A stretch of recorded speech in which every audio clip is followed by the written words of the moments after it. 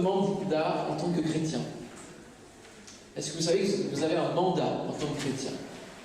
On parle beaucoup en ce moment de bilan d'un mandat quinquennat de notre président sortant. Ça agite les médias, les consciences, ça fait beaucoup parler. Alors même si ce sujet c'est un silence de rigueur sur l'estrade, c'est important. On peut voir que sur les réseaux sociaux, les uns et les autres peuvent échanger, en tout cas je lis sur les réseaux un fort usage véritablement de ce qui peut agiter au travers de la politique. Je ne parlerai pas de politique ce matin. Et quoi qu'on pense d'un candidat ou d'un autre, que l'on décrypte justement les différents bilans, il serait intéressant, en tout cas le Seigneur m'a mis cela à cœur, de pouvoir considérer chacun le bilan de notre mandat en tant que chrétien. Parce que nous avons une fonction, nous avons un rôle que Dieu nous donne. Dès lors que nous entrons en contact avec le Seigneur, que nous le découvrons et que nous acceptons, nous recevons le salut, eh bien nous ne sommes pas sauvés juste pour nous-mêmes et puis se dire ça y est, j'ai la vie éternelle, j'ai le billet d'entrée, c'est merveilleux. Non, mais nous avons un mandat qui nous est donné, c'est de pouvoir le faire connaître aux autres. Cette grâce que nous avons chantée, ce salut, c'est de pouvoir le faire connaître. Faire briller cette lumière, cette révélation de l'Évangile. Alléluia. Alors on va pouvoir prendre un premier texte qui se trouve dans l'Évangile de Marc, au chapitre 16 et verset 15. Évangile selon Marc. On va voir en premier lieu qu'est-ce que c'est que ce mandat de manière précise. Il est écrit en toutes lettres dans ce passage. Après sa résurrection, Christ a laissé une mission, un commandement, un plan d'action, un mandat à ses disciples qu'il avait formés depuis 3 ans et demi. Et donc, ils allaient continuer à faire ce qu'il a fait. Voilà, on peut lire ensemble Marc 16, verset 15, il leur dit « Allez par tout le monde et prêchez la bonne nouvelle à toute la création. Celui qui croira et qui sera baptisé sera sauvé. » Voilà, ceux qui seront baptisés la semaine prochaine, ils ont cette certitude. Alléluia. La foi et le baptême comme confirmation de ce qui s'est passé à l'intérieur. Je suis sauvé. Alléluia. Mais celui qui ne croira pas sera condamné. Parce qu'il reste sous la condamnation, en fait, qui est déjà là dès la naissance. Voici les miracles qui accompagneront ceux qui auront cru. En mon nom, ils chasseront les démons. Ils parleront de nouvelles langues. Ils saisiront des serpents. S'ils boivent quelques breuvages mortels, il ne leur fera point de mal. Ils imposeront les mains aux malades et les malades seront guéris. Amen. Voilà le mandat que nous avons en tant que chrétiens. Ce texte n'est pas réservé aux pasteurs, aux évangélistes, aux apôtres, aux prophètes, aux docteurs. Ce texte est pour tous ceux qui croient. Alléluia. Et même si, lorsque j'avais 14 ans, j'ai reçu ce texte comme réponse, et en tout cas comme appel de Dieu pour le ministère, pour aller prêcher, j'ai compris, bien sûr, que c'était dans une demande spéciale, spécifique, mais ce texte s'adresse à tout le monde, à chaque enfant de Dieu, chaque personne née de nouveau, chaque disciple de Christ. Et un disciple, eh bien, ça a des missions, ça a un mandat. Nous sommes sauvés, et ce salut nous mène à suivre Christ et à le servir. Annoncer au monde entier qu'il est le sauveur du monde, qui peut transformer les vies. Alléluia. Alors, où en êtes-vous par rapport à ce mandat et à ces différentes possibilités qui nous sont données au nom de Christ? Parce que Jésus nous donne un mandat, aller prêcher. Ça, c'est 2 verbes importants, 2 verbes impératifs même, c'est un commandement. Aller prêcher, annoncer, et il nous donne ensuite les moyens, il nous les met à disposition pour pouvoir accomplir ce mandat et faire en sorte que ce soit suivi de signes et de prodiges. La Bible nous dit que Dieu nous donne tout ce qui contribue à la piété, et il y y a ici des éléments pratiques qui sont développés. Chasser les démons. Est-ce que ça vous est déjà arrivé de rencontrer des situations de manifestations démoniaques, de forces spirituelles mauvaises, et que vous ayez pris l'autorité de Christ pour refuser ces choses, repousser ces choses? Parler de nouvelles langues, c'est un autre moyen. La vie de l'esprit, est-ce qu'elle fait partie véritablement de votre vie, de votre mandat? Avoir le dessus sur de possibles peurs. Ils saisiront des serpents. De marcher avec le fait de pouvoir être audacieux, avec Christ, avec sa force, avec l'assurance qu'il nous donne, pas avec la force que tu as. Lorsque l'ange dira ça à Gédéon, en fait, dans le texte, c'est pas avec la force qui est en face de toi. Celle qui est en face de toi. C'était l'ange de l'Éternel, représentation de Christ à venir. Et puis, s'ils boivent quelques breuvages mortels, il ne leur fera point de mal. Ça, c'est vivre dans la paix parce que Dieu nous protège. Et lorsque le vaccin est arrivé, il y avait beaucoup de doutes, beaucoup d'inquiétudes. Et ma prière face à cela, même alors que le vaccin était tout récent, je dis Seigneur, toi tu sais. Et tu es capable de me protéger. Alors que peut-être il peut y avoir des choses bizarres qu'on ne sait pas dans ce vaccin. Seigneur, toi tu sais. Je suis ton enfant et j'ai la paix en toi. Alléluia. Ça c'est important. Et je pense que ça concerne ce verset des breuvages mortels. Bon, voilà, il y a plein de choses parfois qui peuvent arriver et nous ne sommes pas conscients.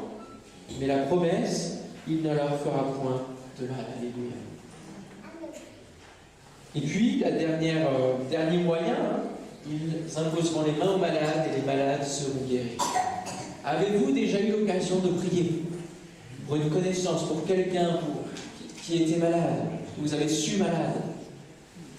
Est-ce que vous avez déjà eu cette audace de prier, d'imposer les mains? Des fois, c'est pas toujours évident de prendre le dessus sur nos peurs et de se dire qu'est-ce que la personne va penser, qu'est-ce qu'on va en dire. Je suis originaire de Normandie et de temps à autre, je retourne dans le village où j'ai grandi, puisque mes parents y sont encore. Et vous savez, c'est des petits villages de campagne, alors tous les gens se connaissent, et puis se saluent, puis il y a vraiment la place du village où les gens viennent acheter leur journal, leur pain, etc. Donc tous les matins, c'est le même rituel quelque part. Et puis mon père était pas en capacité d'aller justement acheter le pain, etc. Donc j'y suis allé à sa place. Puis là, j'ai rencontré un membre éloigné de ma famille. Et puis, elle me raconte que son époux a possédé plein de difficultés médicales et qu'il est vraiment mal en point, malgré un âge, voilà, c'était pas un âge avancé. Et même si elle sait qu'on a la foi, bon, voilà, j'étais en plein milieu du village, et en fait, elle me raconte qu'il l'attendait dans la voiture. Et je dis, mais est-ce que je peux prier pour lui? Prier, Dieu veut poser ça. Et là, sur la place du village, alors tout le monde était autour, j'ai imposé les mains, et à ce moment-là, je me suis dit, mais laisse tomber tous ceux qui sont autour de toi. Là, ce qui est important, c'est la personne en souffrance. Et ce que Dieu te demande, ton mandat, accomplis-le, parce qu'ils imposeront les mains aux malades et les malades seront guéris, c'est maintenant qu'il faut y aller. Et puis, une semaine après, je recroise encore ce couple-là, et quelques temps après, ils allaient beaucoup mieux. Alléluia. Est-ce qu'on a l'audace d'aller imposer les mains, de prier, quelles que soient les circonstances, occasions favorables ou non, comme le dit l'apôtre? Il faut vraiment comprendre que nous sommes de véritables ambassadeurs. Et c'est ce que l'apôtre Paul explique aux Corinthiens, au chapitre 5, il va dire, si quelqu'un est en Christ, il est une nouvelle créature. On connaît à c'est bien ce verset qui est souvent cité. Les choses anciennes sont passées, voici toutes choses sont devenues nouvelles. Il y a un changement lorsque l'on rencontre Christ. Et tout cela vient de Dieu, qui nous a réconciliés avec lui par Christ et qui nous a donné le ministère de la réconciliation. Savez-vous que vous avez un ministère, celui de la réconciliation? Car Dieu était en Christ, réconciliant le monde avec lui-même, en imputant point aux hommes leurs offenses, et il a mis en nous la parole de la réconciliation. Nous faisons donc les fonctions d'ambassadeurs pour Christ, comme si Dieu exhortait par nous. Nous vous en supplions au nom de Christ, soyez réconciliés avec Dieu. Celui qui n'a point connu le péché, il a fait devenir péché pour nous, afin que nous devenions en lui justice de Dieu. Est-ce que nous sommes conscients que nous sommes, en tout temps et en tout lieu, ambassadeurs pour Christ? Vous voyez ce que c'est qu'un ambassadeur, de manière générale, dans notre monde, fonction importante. Et nous portons, nous, un ministère, celui de la réconciliation. Le monde est en rejet de plus en plus complet vis-à-vis de Dieu. Et nous sommes dans ce monde pour être des artisans de paix. C'est ce que nous dit la parole. Des artisans de paix. Des agents de réconciliation. Nous venons dans le monde, nous sommes dans le monde, nous ne sommes plus du monde, mais nous venons dans le monde pour apporter un message et dire « Soyez réconciliés ». Donc notre fonction est importante. Et un ambassadeur, il fait preuve de beaucoup de diplomatie. C'est un fin diplomate, ceux qui sont choisis pour être dans cette fonction d'ambassadeur. Pourquoi? Parce qu'on sait très bien que d'un pays à un autre, les relations peuvent se tendre et ça peut donner des conséquences graves, et on le voit actuellement, dans le contexte actuel. Et les ambassadeurs sont finalement en première ligne, ils sont implantés dans le pays, envoyés dans le pays pour justement maintenir un état de paix, transmettre des messages positifs de paix. Alors, pour nous autres, chrétiens, ambassadeurs pour Christ, quelle diplomatie, quelle intelligence mettons-nous en place pour annoncer l'Évangile, afin que les gens ne se braquent pas contre Dieu, mais qu'ils puissent ouvrir leur cœur aussi. C'est important de réfléchir à comment nous annonçons ce message, comment nous le faisons passer. L'ambassadeur, lorsqu'il vient dans un pays, il va chercher à comprendre le pays, sa langue, sa culture, le contexte. Il ne veut pas venir avec ses gros sabots, quelque part, de son pays, avec ses habitudes de son pays. Il va chercher à adapter le discours pour qu'il soit bien reçu et bien entendu à ceux qu'il va transmettre. Savoir s'adapter pour bien faire passer le message. C'est quelque chose d'important dans notre vie chrétienne. Quand on est au Seigneur, dans les tout début, on est tout feu, tout flamme, comme on dit, parce qu'on a rencontré le Seigneur, c'est voilà, le premier amour, on est tout en feu pour le Seigneur. Et parfois, on peut annoncer l'Évangile et finalement matraquer tout le monde, parce qu'on veut que tout le monde se tourne aussitôt vers Dieu. Mais parfois, on va fermer des portes, parce qu'on a... Les autres sont quelque part, ils sont dans le terme, ils sont saoulés de ce qu'on peut leur dire. Et il faut arriver à un équilibre où on va choisir à quel moment on est lumière, à quel moment on doit annoncer le message clairement, parce que peut-être la personne ne la reverra jamais. Et donc là, on va briller, c'est la lumière, on allume la lumière, donc ça peut faire un peu bizarre à la personne, mais on annonce le message clairement. Et à quel moment on va être sel? C'est-à-dire on va infuser tranquillement dans notre territoire parce que c'est peut-être nos collègues de travail, on va les revoir. Et donc ça ne sert à rien de fermer la porte comme ça de leur cœur. Et il faut simplement être qui l'on est, puis petit à petit voir les occasions qui s'ouvrent pour annoncer l'Évangile. Il y a deux fonctions, sel et lumière. Ça fait partie aussi de notre mandat. Et puis, il y a également donc, une occupation territoriale. L'ambassadeur est l'ambassadeur par exemple de France, je vais dire au Maroc par exemple. Il y a un pays bien déterminé, il y a une zone définie. Il ne va pas être l'ambassadeur de la Tunisie ou de... Non. Il est ambassadeur pour un pays, pour un territoire donné. Et de la même manière, le Seigneur nous fait ambassadeurs, et il nous plante à un endroit, dans un territoire, dont nous allons avoir la charge au niveau du témoignage. Il y a cette notion de champ de Dieu. Nous sommes ouvriers dans le champ de Dieu. Et le champ est bien déterminé. Peut-être que c'est votre famille. Ça, c'est un premier champ. Il y a le voisinage. Ça, c'est un autre champ. Les collègues, comme je le disais tout à l'heure, nos réseaux d'amitié et de connaissances. Et puis le village, la ville dans laquelle nous sommes. Il y a toute une occupation territoriale et c'est important de voir que dans ces champs-là, nous sommes des ambassadeurs pour Christ. Amen? Amen. Ça va jusque-là? Alors, il ne faut pas oublier que nous sommes ambassadeurs, donc nous sommes en représentation.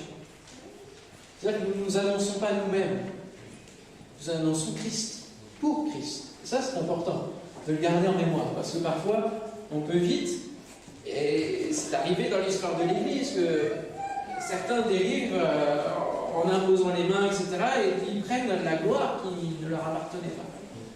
Et c'est important qu'on reste à l'exemple de Christ. Alors on va voir juste quelques instants son mandat à lui. Et ça se trouve dans Hébreux chapitre 10, versets 5 à 7, je vous le lis. Christ entrant dans le monde, donc arrivant sur son champ, sur son territoire, en tant qu'ambassadeur lui-même du Père, va dire: tu n'as voulu ni sacrifice ni offrande, mais tu m'as formé un corps. Tu n'as créé ni holocauste ni sacrifice pour le péché. Alors j'ai dit: voici, je viens. Dans le rouleau du livre, il est question de moi pour faire, ô Dieu, ta volonté. Christ faisait la volonté de son Père. Et nous, en tant qu'ambassadeurs, nous faisons la volonté de Christ et du Père. 3 ans et demi de prédication, de discours, suivi des faits. Il a amené un message de paix, un message de réconciliation dans ce monde. Il a ouvert de nouveau la voie de la vie éternelle. Une fois pour toutes, le péché était effacé pour tous ceux qui croyaient. Et c'est le seul qui a tenu ses promesses. Alléluia. On a à Antony entrepris des campagnes d'affichage sur les panneaux d'affichage libre. Et j'ai conçu une affiche où j'ai marqué ça: c'est le seul qui tient ses promesses. 2000 ans qu'il tient ses promesses. Alléluia. Et puis on a dit le verset: je suis avec vous tous les jours jusqu'à la fin du monde. Alors dans ce verset, il y a avec vous. Vous voyez l'écho que ça fait. Et puis on a mis aussi l'autre verset, que ce qui est impossible aux hommes est possible avec Dieu. Alléluia. Et donc on affiche ces versets-là dans la ville. Et tout ça pour dire que oui, ces promesses qui datent de 2000 ans, peut-être ça paraît vieillot, l'évangile, la Bible, ça paraît quelque chose de lointain, qui n'est plus dans l'actualité, qu'il faut réformer. Dans le discours de Christ est actuel. Et il peut être agissant dans nos vies. Alléluia.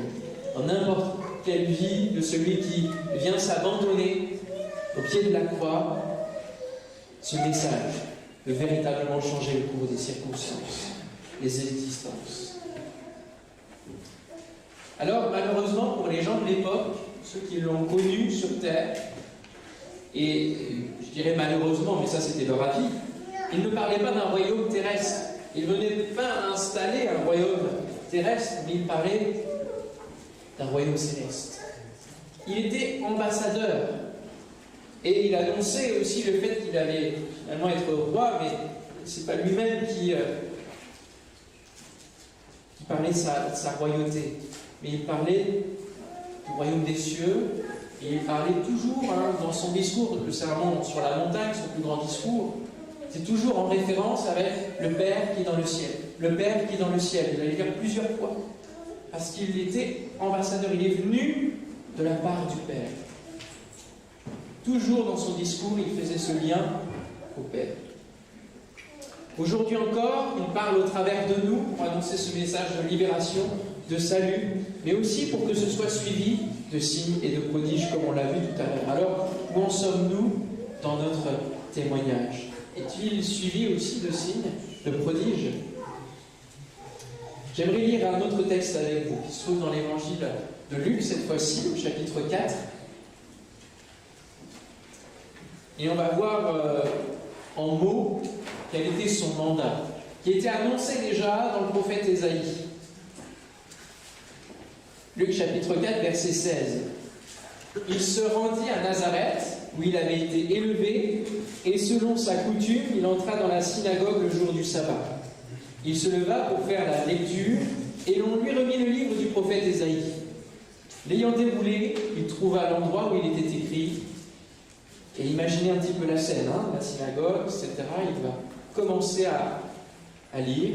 « L'Esprit du Seigneur est sur moi, parce qu'il m'a oint pour annoncer une bonne nouvelle aux pauvres. Il m'a envoyé pour guérir ceux qui ont le cœur brisé, pour proclamer aux captifs la délivrance et aux aveugles le recouvrement de la vue, pour renvoyer libres les opprimés, pour publier une année de grâce du Seigneur. » Alléluia. Quelle magnifique parole, quel magnifique mandat que Christ portait et manifestait tout autour de lui. Ensuite, il roula le lit, le remit aux serviteurs et s'assit. Tous ceux qui se trouvaient dans la synagogue avaient les regards fixés sur lui, parce que souvent, après la lecture, il y avait un commentaire, un message. Alors il commença à leur dire: aujourd'hui, cette parole de l'Écriture que vous venez d'entendre est accomplie. Et tous lui rendaient témoignage, ils étaient étonnés des paroles de grâce qui sortaient de sa bouche. Amen. Quelle grâce de pouvoir dire aujourd'hui, je vis les promesses de la parole de Dieu. Non seulement j'obéis au commandement, mais je vis aussi toutes les promesses de la parole de Dieu.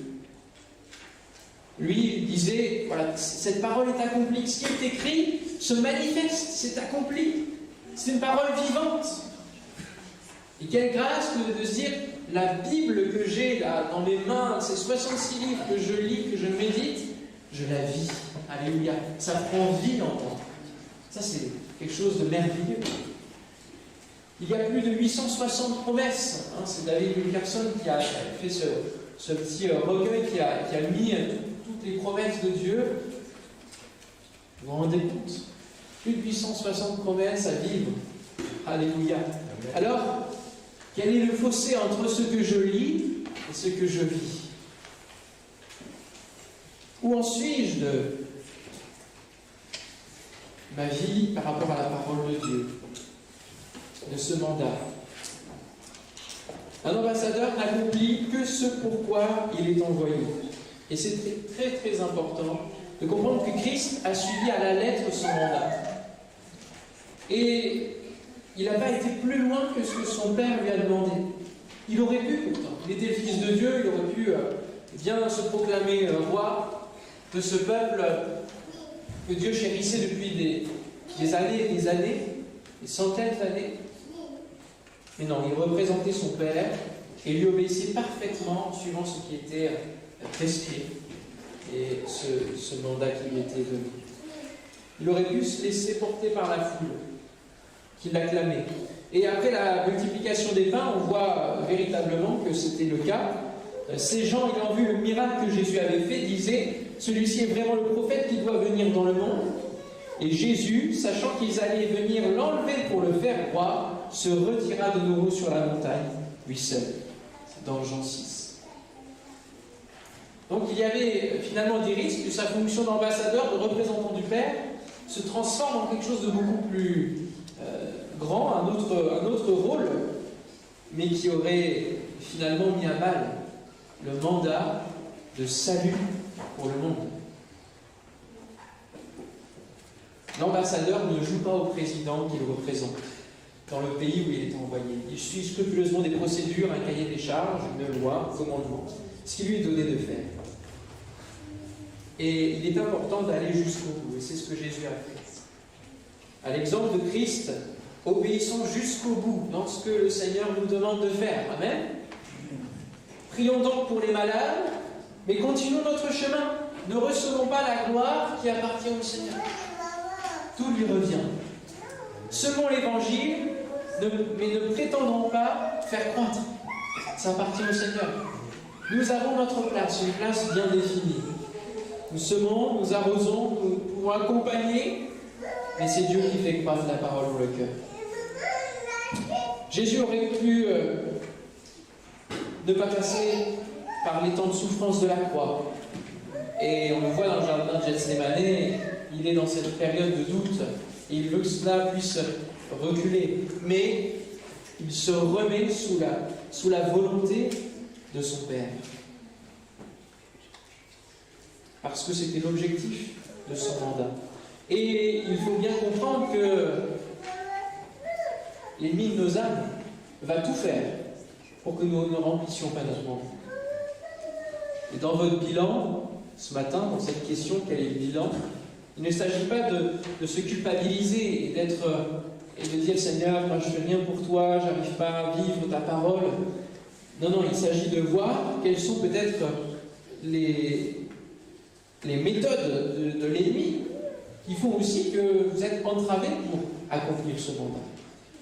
Et peut-être combattre ces choses-là, c'est ce que nous dit l'apôtre, on ne va pas à la chair et le sang, mais on combat les autorités. Peut-être se dire, là, dans ma vie, il y a ça, telle passion, tel temps que je prends pour une occupation, et finalement, c'est ce que je ne fais pas pour le Seigneur. Il faut peut-être que je remette des priorités dans l'ordre pour le Seigneur. Jésus a été envoyé pour nous sauver, pas pour juger, ce n'était pas le temps du jugement, donc il y avait vraiment un mandat précis. Il n'était pas venu pour renverser le roi terrestre, même l'empereur romain, etc. Lorsque nous passons par un temps difficile, demandons au Seigneur donc, si cela fait partie du mandat ou s'il s'agit finalement d'un écart du mandat. Si c'est parce que parfois on accomplit des choses au nom de l'Éternel, mais que Dieu ne nous a pas demandé aussi. Ça arrive parfois. Et quand je relis l'histoire d'Élie avec les prophètes de Baal, au début du chapitre, Dieu lui demande d'aller voir Akab, le roi Akab, pour lui annoncer que la pluie vient. Et puis on a toute cette histoire là où finalement il y a un défi sur qui est véritablement le vrai Dieu, avec les deux autels, et puis le feu qui descend du ciel, qui confirme que le Dieu d'Élie est véritablement le vrai Dieu parce qu'il y a une manifestation surnaturelle. Mais tout ça se passe, et puis le moment de la pluie arrive après, juste après. Et qu'est-ce qui se passe ensuite? Le chapitre suivant, eh bien, c'est la dépression d'Élie, qui demande la mort au Seigneur. Il dit enlève-moi, c'est bon. Il est complètement, comment dire, au ras des pâquerettes. Ah oui. Mais est-ce que Dieu lui avait demandé ce défi-là? C'est la question que je me pose. Est-ce que Dieu lui avait demandé? Parce qu'on voit que c'est Élie qui dit ce qu'il faut faire, alors que dans le reste de son ministère, c'est Dieu qui va lui dire, va lui adresser, il faut que tu fasses ça, tu iras là, et tu trouveras ça, etc. Et là, on ne lit pas ça. Et finalement, il va déployer ses efforts, il va même dire, je suis seul face à tous ces prophètes-là, et Dieu lui montrera juste derrière que finalement, il n'était pas seul. Donc, il commençait à être peut-être dans un écart, ce qui fait que derrière ses efforts personnels, il a vécu un temps de dépression. Et puis, même derrière, finalement, le Seigneur va lui donner une leçon, vous savez, dans la montagne, avec le murmure, et puis Élie va rester obstiné, va faire toujours les mêmes réponses, parce qu'il est dans sa vision des choses, et au final, Dieu va transmettre son ministère, et va dire, voilà, tu vas moindre un tel, le roi, et puis tu vas moindre Élisée à ta place. Donc, remplissons ce que Dieu nous demande strictement. C'est important de ne pas aller au-delà, parce que parfois, justement, ça peut nous amener à des temps peut-être de dépression, d'amertume, de désert spirituel, ou avoir une mauvaise image de Dieu, compréhension, parfois même de la colère, de la révolte. Et ça peut nous arriver à tous, et c'est important de bien sortir de ces choses-là. Rappelons-nous deux paroles de Christ. Celui qui perd sa vie la retrouvera. Il ne faut donc pas craindre de souffrir au nom de Christ, et comme Christ a souffert, quand c'est le plan de Dieu pour nous, pour que nous puissions parfois peut-être annoncer l'Évangile à des gens que nous ne sommes pas encore en capacité de comprendre. Quand je parlais des ambassadeurs qui vont chercher à comprendre le contexte, la culture, la langue, parfois les temps de souffrance vont nous permettre de comprendre et de mieux annoncer le message. Ma maman qui est passée par un cancer sait quelles sont les procédures, la chimio, les protocoles, l'opération, les souffrances, la fatigue. Quand elle rencontre d'autres personnes qui passent par cette difficulté-là, forcément, elle a un discours qui a déjà du poids, parce qu'il est passé, et qui est empreint de compassion. Et son message d'annonce de la parole va être complètement différent que si elle n'avait pas vécu. Alors parfois, on peut dire, Seigneur, pourquoi je passe par là? Parce que c'est quand même difficile. Mais ayons une parole de Dieu dans ces temps-là. Ma mère, avant d'avoir le diagnostic, avait reçu une parole qui l'a portée pendant tous les 5 ans de protocole. Ça n'a pas empêché l'opération, ça n'a pas empêché la chimio.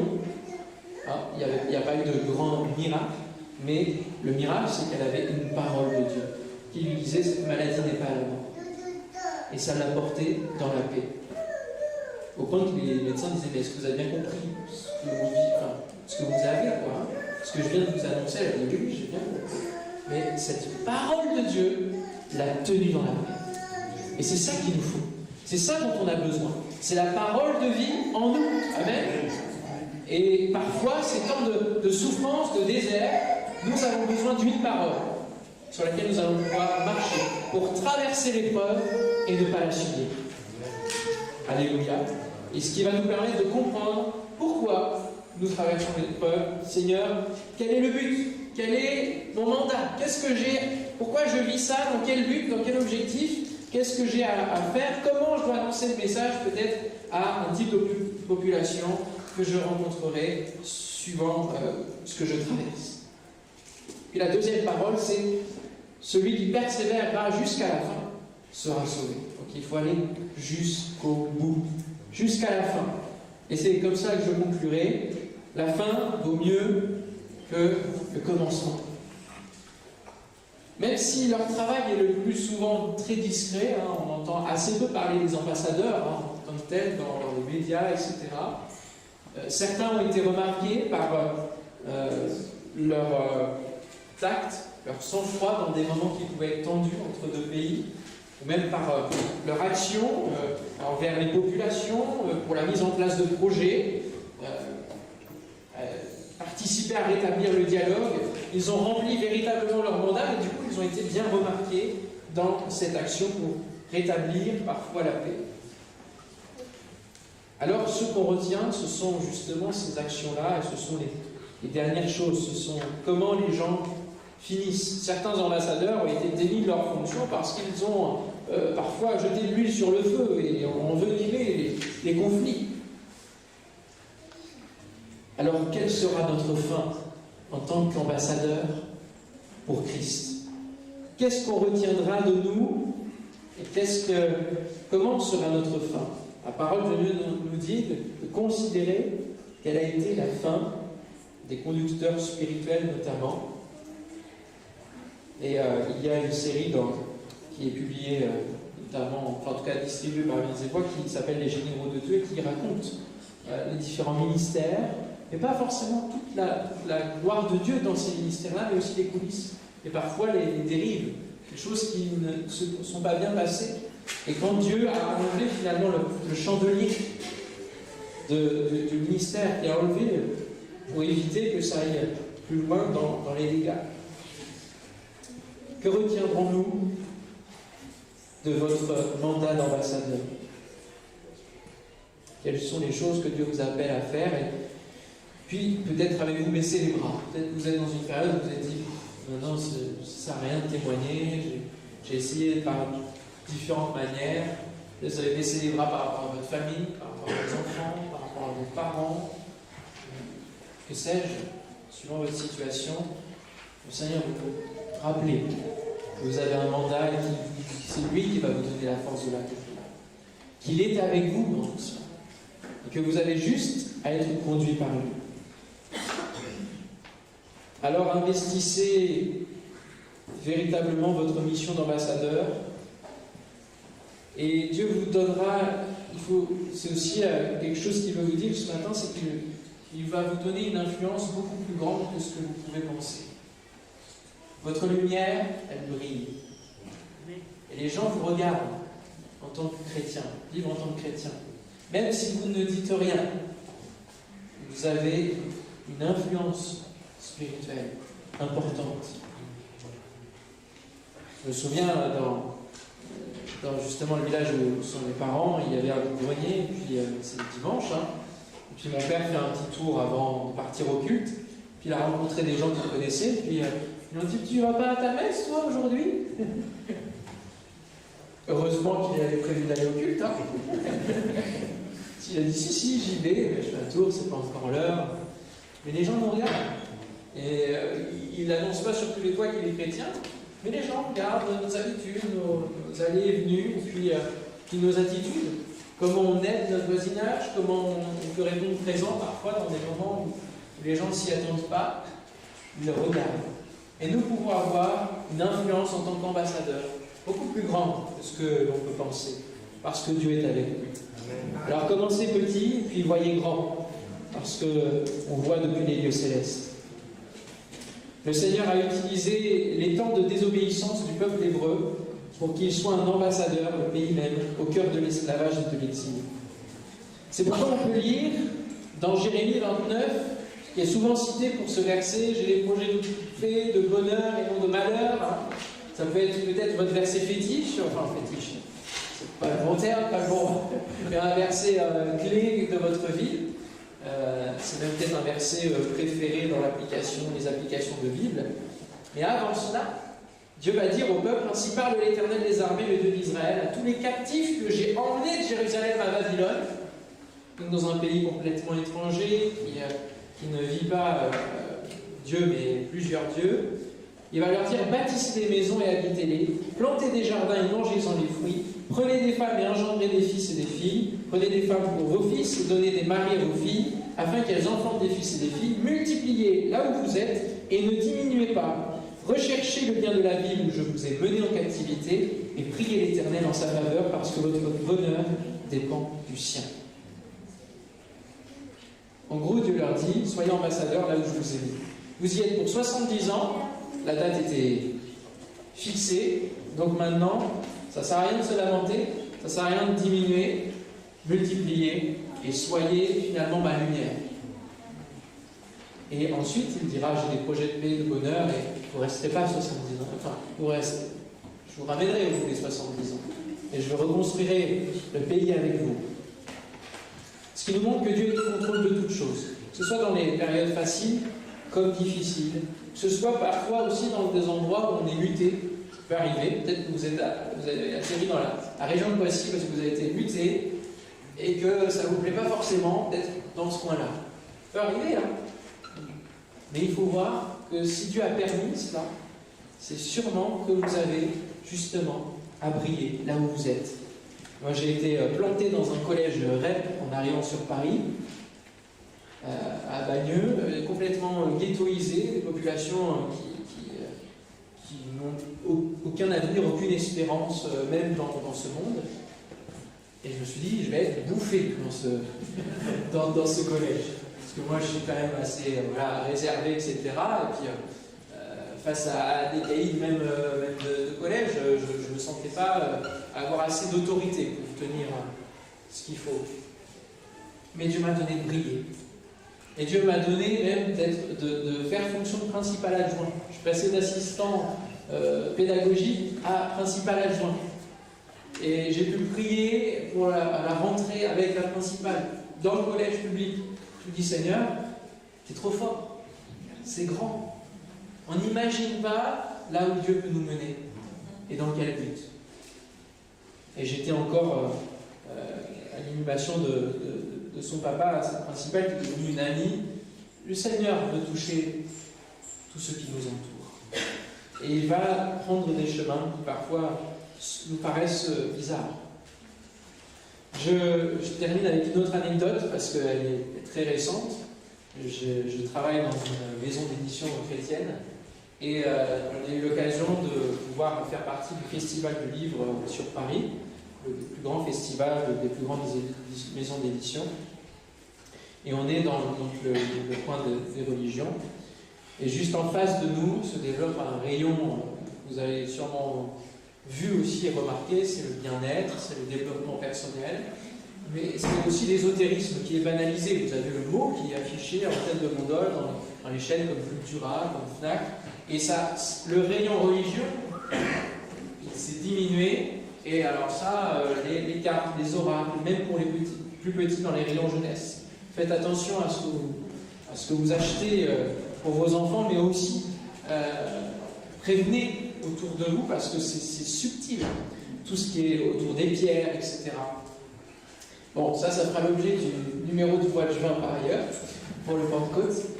Mais finalement, je bénissais le Seigneur parce que on est là et on reste présent. Et on ne plie pas face à ces choses-là. Même si on a l'impression que ça prend une proportion immense, le Seigneur nous donne de briller. Et chaque matin de ce salon, tous ceux du square religion, qui étaient catholiques, protestants, on a prié ensemble. Je me dis, voilà, ça c'est une implantation. J'aurais jamais imaginé être exposant, être participant à ces choses-là, quand le Seigneur m'a appelé à être pasteur. C'est vrai, on n'imagine pas les chemins. Mais Dieu nous plante à des endroits qui ne sont pas toujours propices. Pourquoi? Parce que c'est dans les plus grandes ténèbres que l'on voit la lumière. Alléluia. Et nous sommes là pour briller. Alors, quel épitaphe voudriez-vous lorsque vous quitterez ce monde? Qu'est-ce qu'on retiendra de vous? Je vais dire, il termine de manière pas très drôle, ce pasteur. Mais réfléchissons. Et ce matin, faisons le bilan. Bilan de mi-mandat, allez, parce que la vie n'est pas terminée, il y a des choses à accomplir. Et quel bilan faisons-nous? Et peut-être posons-nous cet après-midi, après le deuxième culte, ou en tout cas si vous... Là, je ferme. Mais posons-nous pour faire le bilan. C'est important de prendre des temps de bilan. Dire, Seigneur, où en suis-je dans ma vie? Comment je te sers? Qu'est-ce que tu m'appelles à faire? Montre-moi. Amen? Amen. Alléluia. Seigneur, nous te bénissons pour ta parole. Elle est vivante. Elle est actuelle. Et tu l'incarnes. Et Seigneur, tu nous parles cœur à cœur ce matin. Merci pour tous ces exemples que nous pouvons lire et qui nous amènent à réfléchir sur notre fonction d'ambassadeur pour toi. Nous sommes chacun pour notre part. Ceux qui ont choisi de te suivre comme disciples sont ambassadeurs. Et Seigneur, je te prie pour l'assemblée d'ambassadeurs qui est là devant moi ce matin. Ambassadeurs dans l'ensemble de cette région. Pour cette ville, en tant que lumière et église dans ce bâtiment, mais en tant que lumière partout où tu les as plantés. Dans tous les milieux professionnels où tu les as implantés. Dans les quartiers où tu les as mis. Dans les immeubles. Seigneur, je te prie pour que tu leur donnes encore une révélation complète du mandat qu'ils ont à accomplir pour toi. Mandat général qui nous concerne tous et que nous avons lu, mais aussi peut-être plus spécifique. Pour une situation donnée, pour un type de population donnée. Seigneur, je te prie que tu parles à leur cœur ce matin, au nom de Jésus. Merci parce que tu veux nous utiliser dans ton travail, dans ton champ. Quelle grâce! Nous ne sommes tellement pas à la hauteur. Mais c'est justement parce que nous ne sommes pas à la hauteur que nous pouvons compter sur toi. et travailler avec toi et dépendre de toi. Merci Seigneur de fortifier ceux qui passent par des temps difficiles. Donne-leur Seigneur des éclaircissements. Donne-leur ce matin une parole de toi pour qu'ils puissent traverser cette épreuve et comprendre quel est l'objectif, quel est ton plan. Merci Seigneur de ce que tu fais une œuvre puissante ce matin dans nos vies. Tu ne nous laisses pas sur le bord du chemin, mais tu veux encore peut-être aussi interpeller, justement prendre par la main ceux qui se sont découragés, qui se sont arrêtés, que vous puissiez repartir sur ce chemin de disciples au nom de Jésus ce matin. Alléluia. C'est lui qui vous donne la force maintenant, qui vous donne l'audace maintenant, qui vous donne son esprit, qui va vous donner de pouvoir parler de nouvelles langues, qui va vous donner de pouvoir chasser les démons, de prendre autorité au nom de Christ, de pouvoir imposer les mains aux malades, et que votre témoignage soit suivi de signes, de prodiges et de miracles. Alléluia. Remplis ton peuple de ton esprit ce matin, au nom de Jésus. Merci Seigneur d'avoir été jusqu'au bout pour nous dans ton mandat. C'est ce qui nous permet aujourd'hui d'aller jusqu'au bout pour toi. Au nom de Jésus, merci Père. Amen. Amen. Soyez bénis.